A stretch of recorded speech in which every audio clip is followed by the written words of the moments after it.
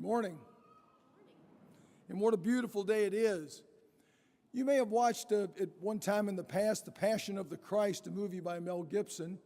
And one of my favorite scenes in that movie was when Jesus was carrying the cross and he fell one of the times, I think it was the second time, and his mother ran to him and he looked up at her with his face bloody and scarred and sweating from the intense time he was going through, and he looked at her with a smile and said, "Look, Mom, I make all things new."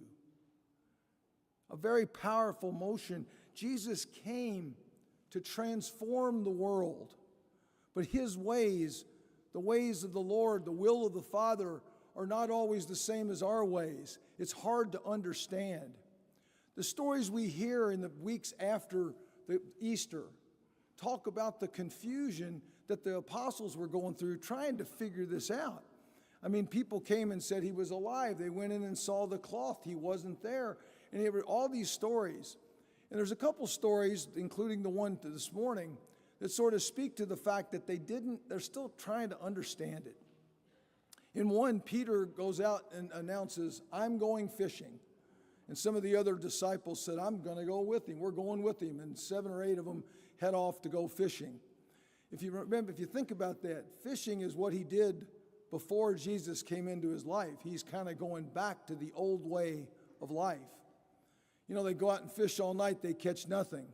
And then there's a guy on the shore who says, "Throw the net to the other side of the boat," which they do, and they catch the largest catch they had ever had that they couldn't almost pull it in.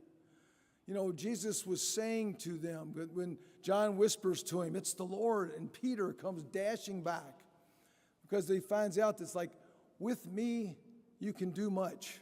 Without me, it's hard to accomplish what we need to get done here. Now, these 2 disciples were heading on the road to Emmaus. And when they talked, the guy comes along that they don't recognize, and they talk about it in the past tense. This Jesus, we had hoped that he was the Messiah. We had hoped that he was going to transform the world. But think about it. They just saw him get brutally murdered, and people were telling him that, you know, he had raised from the dead, but nobody had ever been raised from the dead before. So they're still kind of working through, well, how's all this going to work? And it's not going to. And so they were walking away from Jerusalem to Emmaus. They were walking away from Jesus to another town. And then all of a sudden, Jesus shows up, opens their eyes, and they immediately run back to say, "This is what we saw." Walking away from Jesus makes it hard to accomplish what needs to be done. Walking towards him is where transformation can occur. I heard a story recently from a priest who was giving a reflection on this, and he said, some theologians believe that the 2 disciples were a husband and wife team.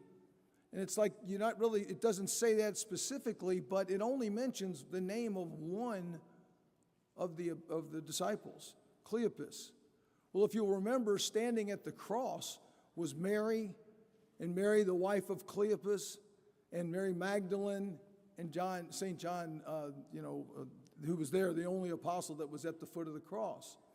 And they had done some research. There was a theologian did some research into the names in all of the scriptures in the early writings. Cleopas was a very unique name, a very unusual name. You just didn't see it very often in the writings. And so some would say, it's hard to believe that there would be a Cleopas' wife at the cross and then Cleopas in this reading, and it wouldn't be the same person that they're talking about because you just didn't see that name be used in that way.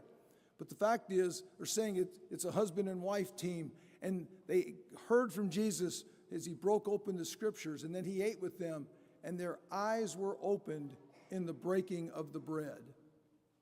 He noted that there's only 2 times in the scriptures where people's eyes were opened. The first one in Genesis, when Adam and Eve ate the forbidden fruit. And when they did that, their eyes were opened and they noticed that they were naked. Through their lack of willingness to go along with God's plan, They were separated from God. But the new Adam, Jesus Christ, came, and when he broke open the Word, embracing the will of the Father, their eyes were opened that Jesus is the way, the truth, and the life. We too come every week to receive the Eucharist.